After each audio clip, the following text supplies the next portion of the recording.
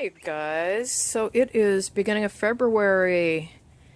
February 2021 planting season is beginning today. I'm going to plant some asparagus seed. Yes, did you know you can grow asparagus from seed? So asparagus in the fall will produce these red berries. And inside each little berry, here's a bunch of them that I've already cleaned out, will be like 3 to 7 black seeds. I harvested these at the end of last year. It is now, and these from 2017, and now it is time to plant them, and by the end of this year we'll have crowns that we can put in the ground. I'm going to link a video in the description at the end of this video of me taking the crowns out of these little cell containers, which I did at the end of last year, and I planted them in a big stock pot, so that you can see then the full process from me planting them now until harvesting them, to harvesting the crowns to then put into a bigger planter. And the crowns would be like what you would order when you order seeds offline. But I wanted to talk a little bit about my setup here, because some of you may be thinking, well, old school, that's really cool, you've got all this stuff and I don't have anything, or it's hard for me because I don't have access to, or whatever. So I wanted to show you a couple things. First of all, almost all of these pots, all these different size pots, I got for free. If I saw one out in front of my neighbor's house, I asked them about it. I got at least half of these at the end of last year, and some of these are really big pots. These cells, these bigger, I guess they're like 3x3s, and then these skinny cells, which I'm planting the asparagus in, I got these for 10 cents each from a blueberry farmer. 10 cents each, 1, 2, so 10 of them were $1. He used them once and then junked them. I'm on my third or fourth year of using them. They're getting close to being done. They're cracking and stuff, but 10 cents each. And then my dirt, we brought in a big pile of dirt last year, which is now down to a small pile of dirt. And it's planting soil, 3-way, with a little compost in it. So this is left over from last year. And last year, actually, I planted just in this dirt and had a great crop just from planting on these hills. Over here I have what was left over from a bunch of pots I just dumped, and then I will break it up and reuse that after it heats up a little bit. So you don't have to have a lot of money in order to do this. I do have a hoop house, seen better days.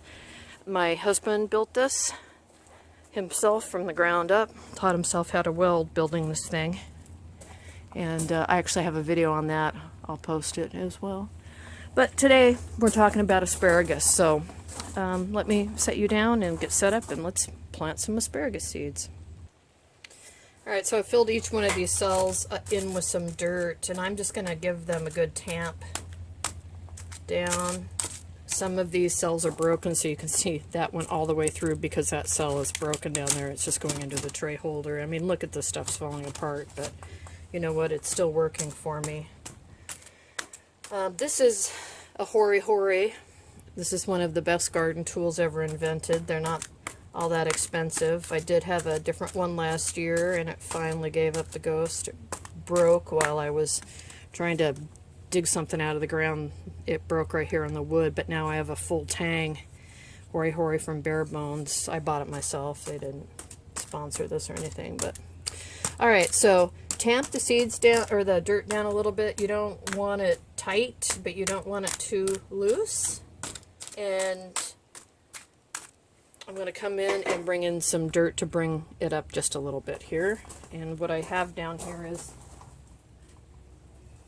just a bucket on the ground with a couple extra handfuls of dirt. You can see this dirt has stuff in it, right?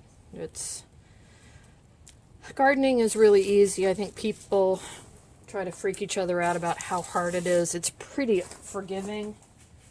If you plant something and another plant comes up, I mean, just pull it out. What's the big deal? Okay. Tamp, tamp, tamp. Now I'm going to grab a handful of seeds. And we're going to plant them in these cells, and we're going to leave them the whole season. I'll take them outside, let them grow with the other stuff, but I'm not going to do anything super special with them. I'm just going to leave them alone and let them be. And that's how it worked for me last year. So these seeds aren't tiny. They're not gigantic. Oh, my hands are pretty dirty, but you can see they're like peppercorns. So I'm going to put 3 in each. 1, 2, 3. One for the, what was that old poem? One for the master, one for the something else, and one for the little boy who lives down the lane, whatever that was. Alright, so the rule with seeds, and this is true almost across the board, you plant a seed as deep, twice as deep as it is tall. So these are pretty tiny. Let's say it's a centimeter. So a centimeter would go twice as deep, so you'd plant it 2 centimeters deep. Or, you know, here in the States, it's 1/4 inch or whatever. So you can do that with almost any seed. If it's flat and long like a football, you stand it up on its end, like a garlic, or a big pumpkin seed, and plant it twice as deep as it is tall. Most seeds like to be covered.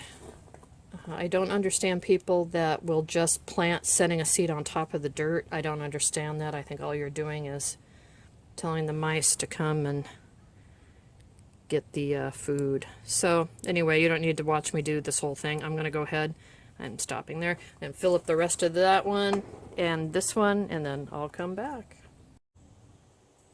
Alright, so filled, topped with a little seed, and then I put in more dirt right on top. I recycle containers and make them into labels, so I just cut up a cream container, yogurt container, cottage cheese container, like that. They work really well. They're plastic. We can't really recycle these where I live, and it lasts for a good season, and at the end of the season most of this will be bleached out and you can use it again the next year as long as the plastic holds up. So I'm going to label both of these containers so I know what they are. And now I'm going to just do a quick water in. And that's it. I'll just keep these lightly watered. It's 10 weeks before my last frost date, so they should start coming up when it reaches about, I don't know, 55, 60 degrees. So asparagus seeds, like garlic, need to be, is it stratified? I don't know, whatever that word is. They need to get cold before they will bloom, so it's fine to go ahead and plant them out early. They like to be cool. You can put them in a refrigerator if you live somewhere where you don't have that coldness, and that will work too for a couple, 3 weeks. 3 weeks, why not? And then here we're looking at my peppers that I'm overwintering. They look so good. Nobody's molding yet. My fuchsias, for some reason, are not dying. As a matter of fact, well, not for some reason, because it hasn't gotten that cold yet this year, are coming back. More peppers we're overwintering, and more fuchsia that's coming back. So anyway, we'll see what's going on. So my first official planting of the year, happy about that. So that's how you plant asparagus seeds.